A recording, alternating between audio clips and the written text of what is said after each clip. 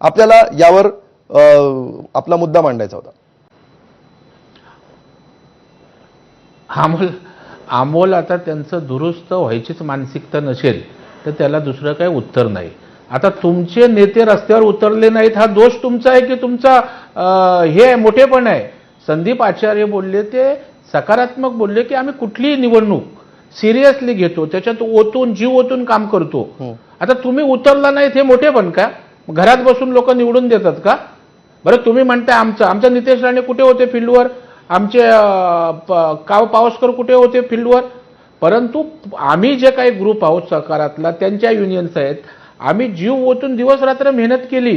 कर्मचाऱ्यांना काय हवंय, असणाऱ्या पतसंस्थेत तुम्ही काय भ्रष्टाचार केला हे नीट त्या ठिकाणी मांडलं. तुम्ही कौतुक करताय, बरं सोसायटीची निवडणूक हलक्यात घ्यायची का? ती सोसायटीची लोक उद्या मतदान करत असतात. त्याच्यामुळे बाबा झालेल्या चुका दुरुस्त करा ना. तुम्ही केवळ बोलून समोरच्यांना टोमणे मारून स्वतःच्या मोठेपणात निवडणुका नाही जिंकता येत. परिश्रम करावे लागतात, मेहनत करावी लागतात, आत्मपरीक्षण करावं. निश्चितपणे प्रवीण, तुमचा मुद्दा लक्षात आलाय. शेवटी मी संदीप आचार्यांकडे जातो. संदीपजी, या निवडणुकीनंतर आता पुढे काय होईल असं तुम्हाला वाटतंय? म्हणजे ह्याच्यातून एक अधिक त्वेषाने दोन्ही ठाकरेंचे कार्यकर्ते पेटून उठतील, जुन्या चुका टाळायला लागतील असं वाटतंय? या दिशेने सगळं जाऊ शकेल की पुन्हा एकदा युतीबाबत पुनर्विचार केला जाईल? ज्या वेगाने ह्या सगळ्या घडामोडी घडतायत त्या वेगांना कुठेतरी आवर बसेल? कुठल्या दिशेने जाऊ शकतं हे सगळं पुढे भविष्यामधल्या हालचाली?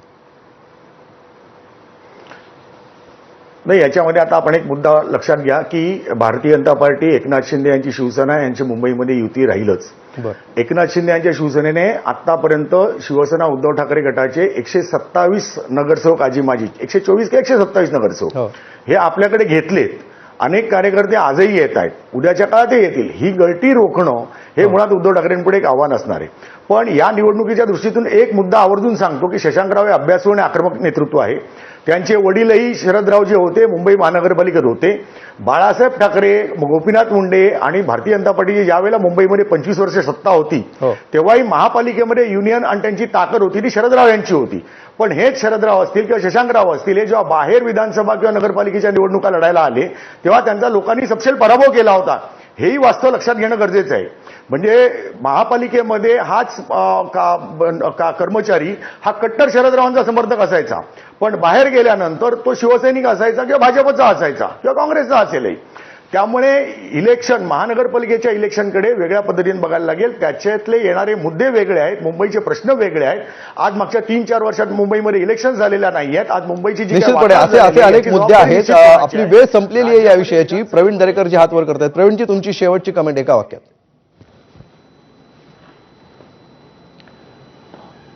दोन्ही निवडणुका वेगळ्या असल्या तरी जेव्हा नॅरेटिव्ह सेट केलं जातं, मगाशी काय बोलले सुहास सावंत, 12,000 कर्मचारी आमचे स्वतःचे आहेत, तुम्हाला 2,000 मतं मिळाली, 10,000 मराठी माणसांनी तुमच्या विरोधात मतदान केलं. बॅलेटच्या बाबतीत आपली भूमिका होती. अहो, बॅलेटवर इलेक्शन झालं. त्याच्यामुळे या ठिकाणी हे दोन्ही मुद्दे भाजपकडून सातत्याने उचलले जातात. मुंबईच्या शिवसेनेला मोठं केलं ना. ठीक आहे, आपली वेळ संपलेली आहे. मुद्दा लक्षात आला. अखिल चित्रेजी, शेवटचं वाक्य, शेवटची कमेंट तुमची एका वाक्यात. ये ख्याल भी अच्छा है गालिब, पण येणाऱ्या निवडणुकीत मुंबई महानगरपालिकेत काय होईल ते आपण पाहू. ठीक आहे, ह्या निवडणुकीचं नेमकं काय करायचं, त्याच्यातून काय संकेत देण्याचा प्रयत्न करण्यात आला आणि प्रत्यक्षात ग्राउंडवर त्याचे काय परिणाम होऊ शकतात यावर आपलं लक्ष असेलच.